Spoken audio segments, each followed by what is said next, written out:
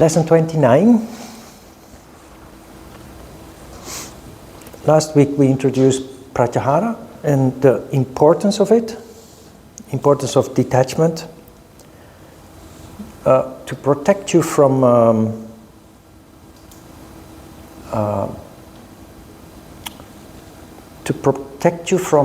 overload as a result of your increased consciousness and sensitivity that is the result of yoga practice. Last week we talked about the importance and detachment in general.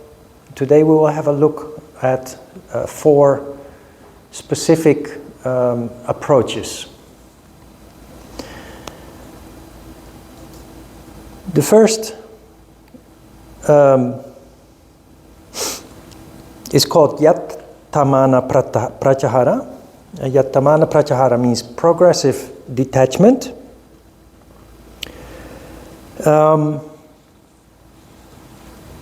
This is something that most people do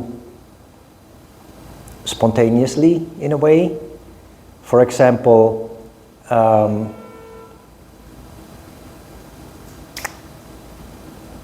when you attend school,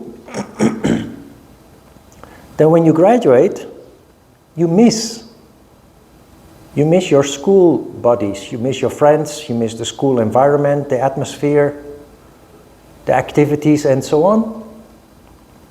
So you have reunions, or you visit once in a while.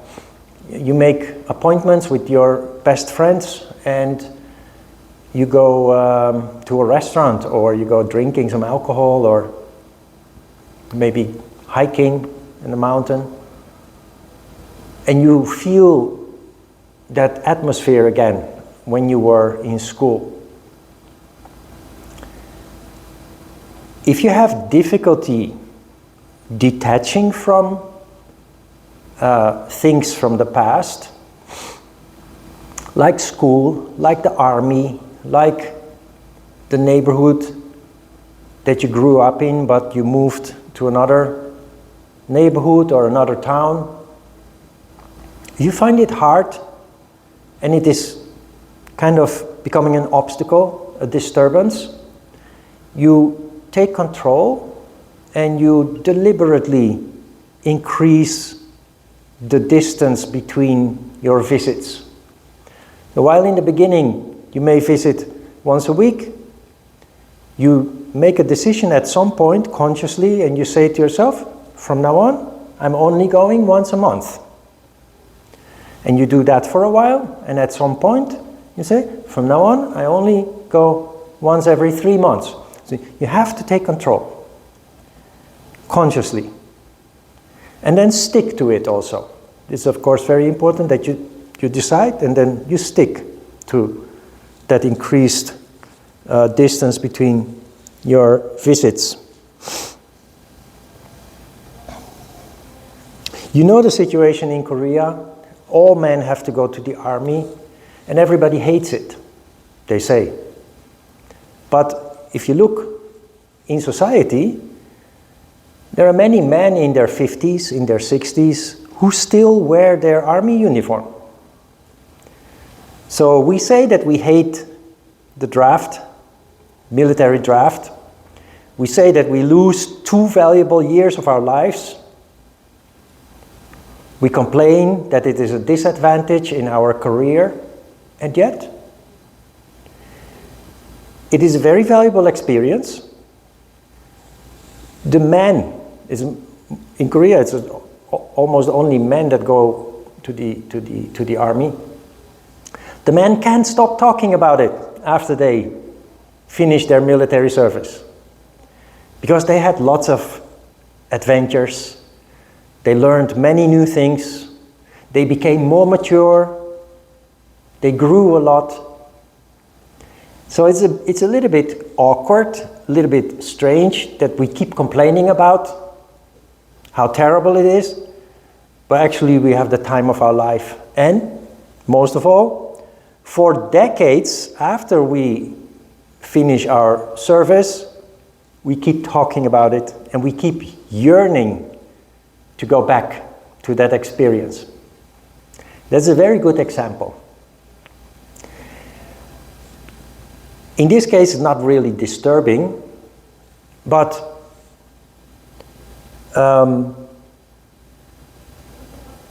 before I came to Korea, I used to go on a vacation, mostly southern France, every summer.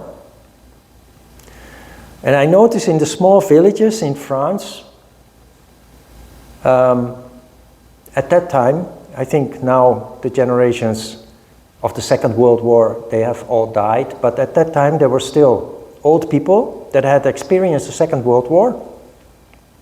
The Germans occupied France, so people were the victim of the Germans. They had to work for them without pay, slave labor. They were imprisoned under very harsh conditions. So what you have in France is every village, every town has a village square, the center of town. At the village square there is a bar that sells breakfast, lunch, dinner, wine and beer, but also cigarettes, tobacco, magazines, and what have you. So it's the center of town. Everybody goes there. Tourists too. So as a tourist you go there, and I always tend to not travel around, but I go to one place and I stay there for 3 weeks or so. You visit the bar every day, you see the same people every day. And those older people, among those older people, there are those that every day they talk about the same thing. The horrible experience of the war. That is, at that time in the 90s, 50 years after the war, 45 years after the war. That means the war never stopped for them. And the tragedy is that those people have never been able to lead a normal life. They haven't been able to have a career. Often they don't have a family or a dysfunctional family because they're constantly with their mind in the past. Not just the past, but a past with painful memories. That is where this becomes very important. Because people who are able to move on, people who are able to detach, even though they went through a terrible experience, they're capable of building a successful life, a successful career, and a healthy, stable family. So there you can see how devastating, negative it can be if you stay with your mind in the past, which is not a conscious decision, it's emotion. It's the traumatic experience that you find difficult to let go. But if it becomes a real obstacle, if it becomes really negative, it is, yoga is presenting us with a way to take control so that you can leave it behind and become a relatively normal person in spite of the traumatic experience. In less serious situations, I think I mentioned my sisters, my younger sisters before, who are very attached to their high school friends. They still meet, they're now in their 50s. They still meet and they still have their activities together. And it is almost as if they are frozen in their teenage years. They all have some have their family, they have their careers, their jobs, but it doesn't mean anything to them. What makes them really happy is to be back with those people that remind them of their teenage years. And in itself, that is not bad, of course. It's good to enjoy the good old days and meeting your old friends and what have you. But from our point of view, from the yoga point of view, what happens if you keep identifying with something that is not happening anymore, it took place 40 years ago, you do not develop as a person. Your personality stays the same, just in an older body. And that's, for people who are not really conscious, that's fine, I guess. For them, it's not an obstacle or bothering them. It makes them feel good. For us, it's a huge obstacle, because especially when you're on the spiritual path, there is a huge potential for growth and development, maturation, manifestation of qualities, characteristics you didn't even realize that you had those characteristics, that you were even capable of doing those kind of things. Those things cannot evolve, cannot develop, if we stay stuck in an identification in the past. So then it becomes an obstacle. It's holding us back in manifesting our, developing our potential.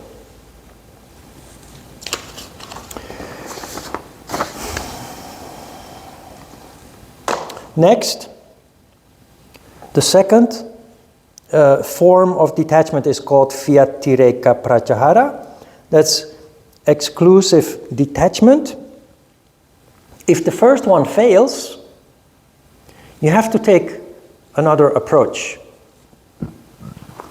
Before I studied yoga, but after I started practicing yoga, so I was changing already, but I didn't study yet about Pratyahara and other things that we are now studying, that I'm now teaching also.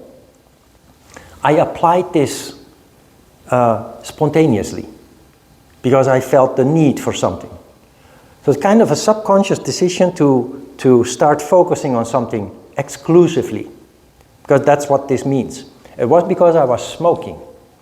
As a teenager, I smoked, and when I started practicing yoga, I really wanted to stop. It just didn't feel right anymore. But if you have ever smoked yourself, you know it's incredibly difficult to stop. And for most people who smoke, it's impossible to stop. Even though they see other people dying from lung cancer, they still find it impossible to stop smoking. So I struggled stopping smoking, but I had already my consciousness, my sensitivity had changed. Because of my increased sensitivity, I wanted to stop smoking. It just didn't feel right. It felt bad. It didn't make sense, actually, to harm yourself. But then, confronted with the difficulty to stop, I decided that I had to figure out why I want to stop. Because you can want to stop, but you have to know why, to make it effective, especially with something so difficult as an addiction. Why do you want to stop? Well, I started writing down A4 size paper, everything that I could find that was harmful about smoking. One cause, one issue on a piece of paper, and I put it on the wall in front of my desk. So at some point there were at least 40 pieces, A4 size pieces of paper, each with a harmful effect of smoking. So what you are doing here is very consciously looking at the effects of smoking. And when you do that, the urge, the will to stop doing that, even though it's really hard, becomes much stronger. Because every time you sit at your desk, you're reminded of how bad it is to smoke. And it worked. So, exclusive detachment means that you, and it applies especially to addictions, being stuck in the past is also an addiction, because you're addicted to the sentiment. Relationships, there are many people who are in an abusive relationship and they can't get out of it. We get even addicted to an abusive partner. So when you're confronted, especially with addictions, things that you find really hard to quit, even though you know that it's better for you, healthier for you, you take this approach. You ask yourself, what is it that makes me want to quit? What is it that makes me want to end this relationship? What is it that makes me want to... It can also apply to a job. It can be out of fear that you stay stuck in a relationship or a job. And make it write a diary. You don't have to put A4 size papers on your wall, of course. I did that. But write a diary and every day make very clear your motivation. Not only about what's bad about it, but what is good about living without it. Living without the abusive partner, living without smoking or drinking alcohol, or just make it clear to yourself very rationally and consciously. And it will make it will enable you to detach from that issue, whatever it is that you're struggling with, a lot easier, a whole lot easier.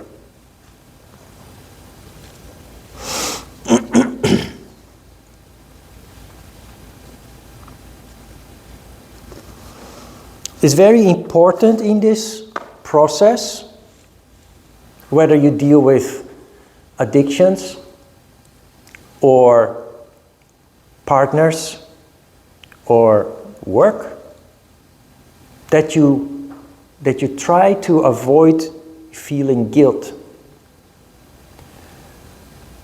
or blame.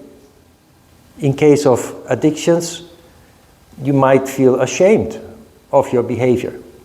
In case of relationships, you might feel sorry to leave an abusive partner because your goal is to make them happy and you don't want them to be miserable because you leave. Human psychology is very complicated, very complex, and it is often a big obstacle. So we have to stop feeling guilty and feeling sorry and just focus exclusively on what is important at that very moment. This is very consequential because as human beings, we are only human, and you have to tell yourself all the time, I am only human. But because we're only human, we have these obstacles that we struggle with in the form of guilt, blame, and feeling sorry.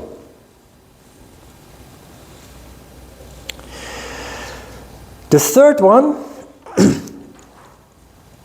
if the first two methods don't work, the third one is a little bit more detailed, but it only works if you actually really meditate.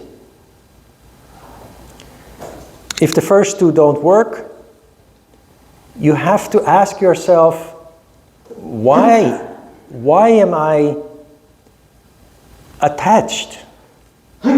Why am I attached to the emotion of the past? Why am I attached to the sentiment, the memory of the past?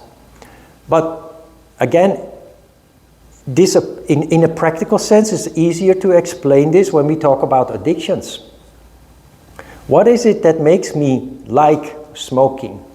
Is it the taste? Is it the smell? Is it the feeling? So, although you may not consciously feel that when your smell is attracted to something, you can apply this to food and smoking, but also if people have a nice scent physically, you can become attracted to that. It's actually a very important element in how we determine whether we want to be with somebody. We do that subconsciously, but as yogis, of course, we're very aware of that. You may not feel activity in Muladhara chakra, most people just don't, even when you're a yogi, but you know from your study that smell is related to Muladhara chakra. So what you then can do in your meditations is to withdraw your energy from Muladhara chakra deliberately and just focus on nada only. Move your attention away from the smell, Muladhara chakra, and bring it up to Ajna chakra, to nada. taste in Svadhisthana chakra. Many things that we are addicted to are related to taste. Not only smell, food, drink, and smoking too is mostly related to smell and taste. Same story. Just as a meditator, and I think that is also the reason why I spontaneously went into the process of writing down every harmful aspect of smoking. As a meditator, you are more and more focused in Ajna chakra and less in the chakras below. So the process of Pratyahara is likely to start already before you even consciously know that it is a part of your yoga practice and study. The reason why it's important to study it, though, is that it just makes it much more effective when you know when to use it and how to use it.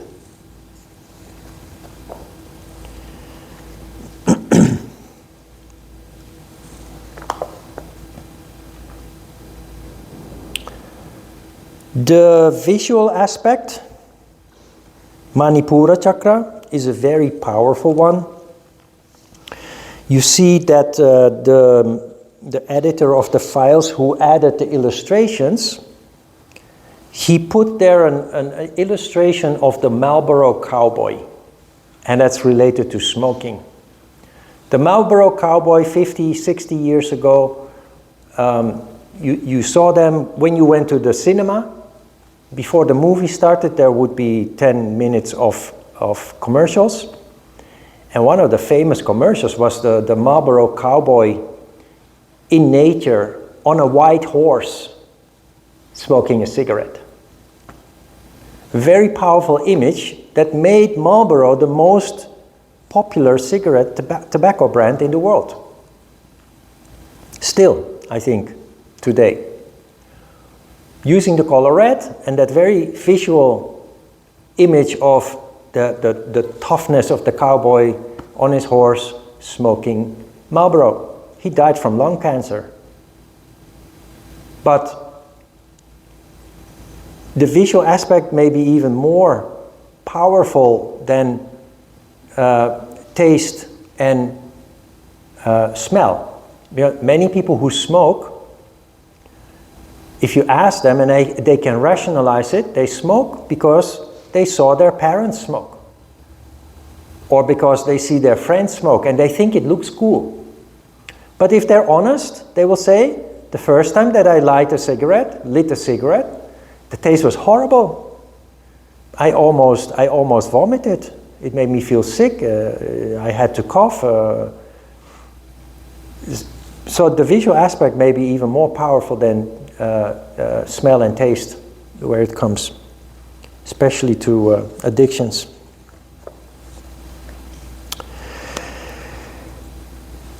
Then we have to try to be, I'm taking the Marlboro cowboy as an example, but we live in the world of the media.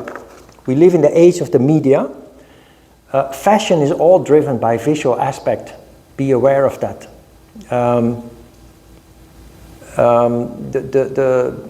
The smartphone, the internet, the TV, the commercials in the bus, subway, on the street, everywhere. Everything is trying to catch your attention, make you spend money on something that you don't need most of the time. And sometimes something that's actually harmful. All right, the last one is the one I like the most.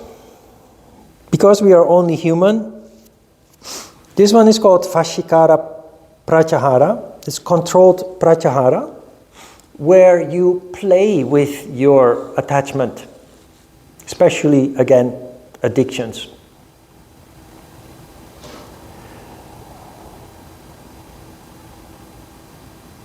In yoga, you have a concept. Yoga is yoga because everything you do from now on is conscious. So yoga doesn't say that life must be very boring, you're not allowed to enjoy anything anymore. no more meat, no more delicious food. Well, meat you should stop eating because of non-violence, but still, it's your choice. No more alcohol, wine, beer, no more snacks, only pure food, organic food, what have you, right?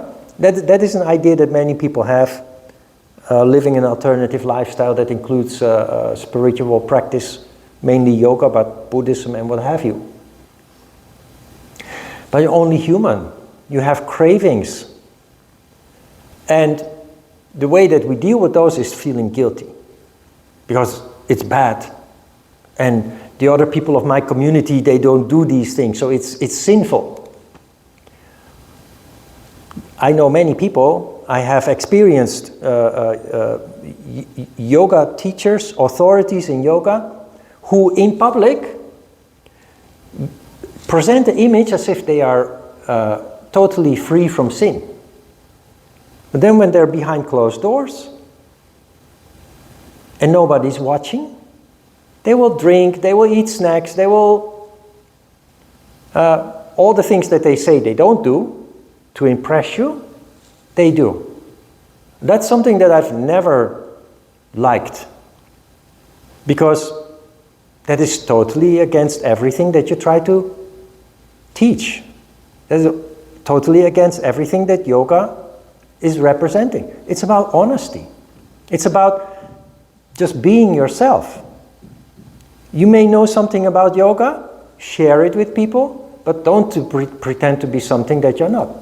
I've always been very adamant about that, because we're only human. Also when you're a yogi, and maybe even more so, because you're more sensitive and more aware, conscious. So you like to drink wine, maybe even every evening. But you notice that when you drink, it's okay, as long as it's a small amount. But when it becomes a big amount, it starts to affect you.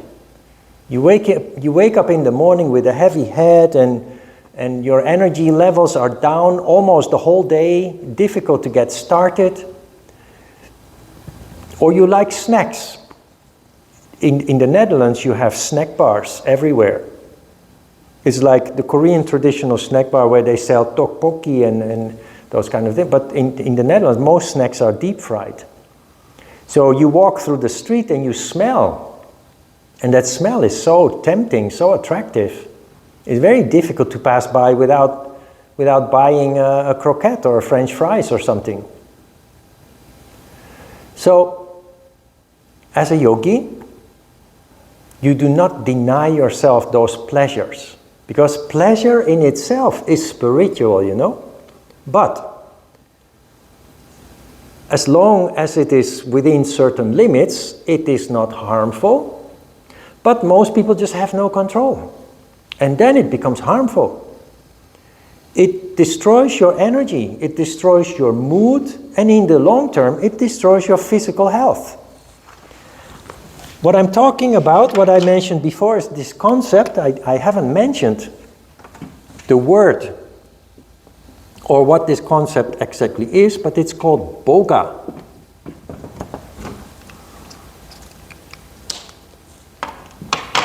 Boga is conscious enjoyment. So that means you're a yogi, you want to live a good life and healthy and what have you, but you like wine. Drink wine. But do it the yoga way, which is boga, conscious enjoyment. So you enjoy it, but you're also conscious of what makes you want to drink wine. And not only that, more importantly, you are conscious of how it affects you. So if you drink 3 glasses of wine and you notice that it affects you in a negative way, you reduce it to 2 glasses of wine.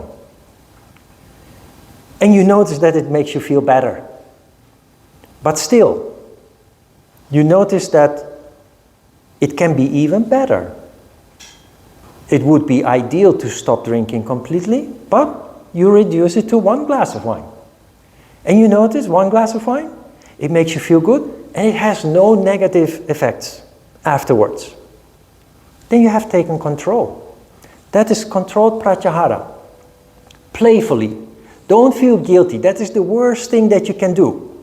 Feeling guilty just because you're human. Because you have a craving for some food or some drink or whatever it is that you feel attracted to. Allow yourself to consume it, but with moderation. And as soon as you start to feel that it affects you in a negative way, you try to take control of it. Reduce it, reduce the frequency, reduce the portion. This applies to food, to drinks. Smoking maybe. Smoking is, even if you smoke very little, it's always bad, but it applies to everything. Also exposure to people. If exposure to people distracts you. People who meditate, people who are increasingly sensitive and conscious, I find it very hard to be with people all the time. It sucks my energy out, even if I don't socialize. So I need more than normal people, I need more time on my own. Sensitive people, conscious people, whether they do yoga or not, there are many people who don't do yoga who are basically suffering from the same phenomenon. They just need time alone. So you need to limit your time that you spend with people. I have this strange thing that when I'm with people, I kind of enjoy it. But the moment that I'm free to go back to my house, go back to myself, I'm happy. And I need to recover. So there, same. Enjoy it consciously when you have the opportunity, but if you feel that it affects you negatively, just limit the time and limit the frequency.